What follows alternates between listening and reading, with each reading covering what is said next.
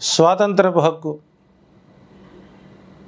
ఈ హక్కుని ప్రతి ఒక్కరూ పరిపూర్ణమైనటువంటి విజ్ఞతతో, పరంగిత జ్ఞానంతో ఆలోచించి ఎటువంటి అవాంఛనీయ సంఘటనలు జరగకుండా ఓటర్కి పరిపూర్ణమైన స్వేచ్ఛగా ఉండాలని, ఆంధ్రప్రదేశ్లో ఎన్నికలు చాలా ప్రశాంత వాతావరణంలో జరగాలని కలవు శ్రీ వెంకటేశ్వర స్వామి వారికి మొక్కుకొని ప్రజలు స్వేచ్ఛగా, స్వచ్ఛందంగా, ఎలాంటి ప్రలోభాలకి లొంగకుండా ఉంచాలని ఆ దేవదేవుని ప్రార్థిస్తూ ఈరోజు మొక్కుబడి తీర్చుకోవడం జరిగింది. ఇక ప్రధాన అంశానికి వెళ్ళినట్లయితే, ఈ మధ్య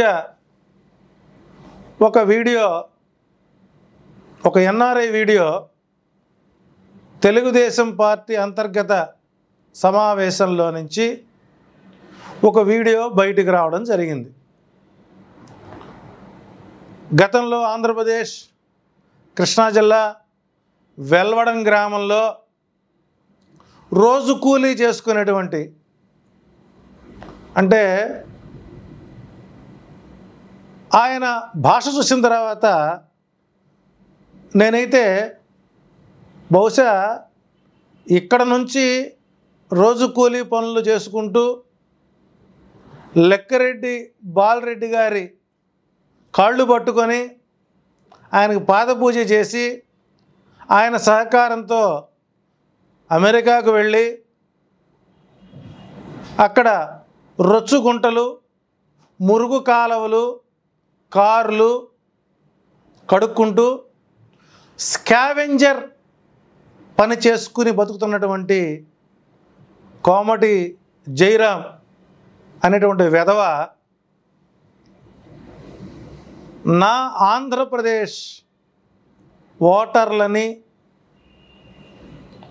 వెధవ అని తిట్టటువంటిది అంతకంటే ఇంకొక పెద్ద పదం ఆ వెధవని తిడటానికి నాకు పదం కూడా రావడం లేదు. కృష్ణా జిల్లా, గుంటూరు జిల్లాలో ఉండేటువంటి కమ్మ కమ్యూనిటీ విజ్ఞత కలిగినటువంటి లక్షణాలు కలిగిన వాళ్ళు. ఎందుకంటే ఇలా బరి తెగించి మాట్లాడడం వల్ల చంద్రబాబు నాయుడు గారి యొక్క ప్రోత్సాహంతో కోమటి జయరాం చౌదరి అనేటువంటి వ్యక్తి చౌదరుల యొక్క, కృష్ణా జిల్లా, గుంటూరు జిల్లా చౌదరుల యొక్క పరువును తీసి తానేదో గొప్ప మేధావి అనేటువంటి విధంగా మాట్లాడాడు. అంటే నీవు ఇక్కడి నుంచి అమెరికా వెళ్ళి నిన్ను ఆశ్రయించినటువంటి ఆంధ్ర ఆడవాళ్ళని అక్కడికి తీసుకుని వెళ్ళి వాళ్ళతో వ్యభిచారం చేయించి ఆ రొచ్చుగుంటలలో సంపాదించినటువంటి ఆ డబ్బుని తీసుకుని ఇచ్చి నీవు ఇక్కడ రాజకీయం చేయాలనేటువంటి నీచమైనటువంటి నీ ఆలోచన విధానం చాలా హేయమైనది, నీచమైనది. నిజంగా నువ్వు చౌదరి పుట్టక పుట్టావా, మరి ఏ పుట్టక పుట్టాడో నీ డిఎన్ఏ కూడా మాకు అనుమానంగా ఉంది. ఎందుకంటే కృష్ణా జిల్లాలో కమ్మరు ఆ రకంగా ఓటర్ని వెధవలను తిడతారని అనుకోవట్లేదు. ఎందుకంటే నాకు కృష్ణా జిల్లాకి, గుంటూరు జిల్లాకి చౌదరులకి నాకు మంచి పరిచయాలు ఉన్నాయి కాబట్టి నీలాంటి లుచ్చా చౌదరి నీ పుటకే, నీ డిఎన్ఏ కరెక్ట్ కాదు, నీ వంశమే వేరు. ఎందుకంటే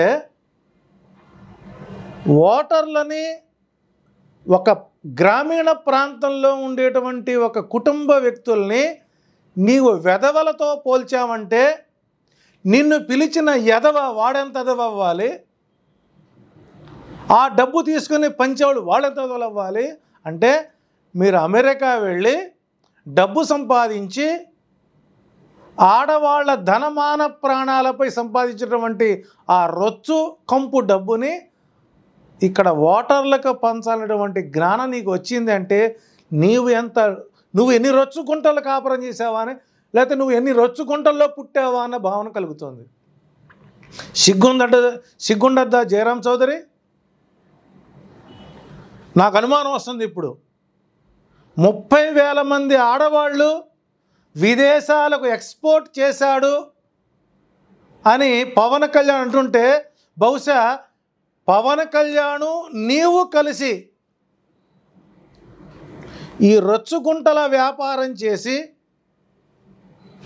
ఆ డబ్బుతో ఇక్కడ ఓటర్లని కొనాలా అనేటువంటి ఆలోచన కలిగిందేమో అన్న సందేహం కలుగుతుంది. కాబట్టి ఈ ఆడవాళ్ళ మిస్సింగ్ వెనక చంద్రబాబు నాయుడు, జయరాం చౌదరి, పవన్ కళ్యాణ్, నాదెళ్ల మనోహర్ వీళ్ళు ఉన్నారేమో అన్న కోణంలో కూడా మనం ఆలోచించాల్సిన అవసరం ఉంది.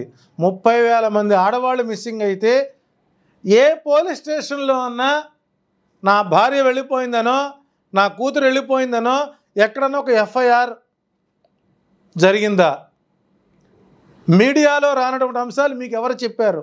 అంటే ఆంధ్రప్రదేశ్లో ఉన్నటువంటి ఆడవాళ్ళని మీరు ఉద్యోగాల పేరుతో ఆ ఇళ్లలో చేర్పించి వాళ్ళతో రొచ్చుగుంటల వ్యాపారం చేయించి ఆ డబ్బుని తెచ్చి మళ్ళీ ఇక్కడ పంచి అధిష్ట పదవులు పొందామనుకుంటే ఆంధ్రప్రదేశ్ ప్రజలు చాలా విఘ్నతతో ఉన్నారు. కోమటి జయరాం గారు, దయచేసి అలాంటి పిచ్చి ప్రయత్నాలు చేయొద్దు.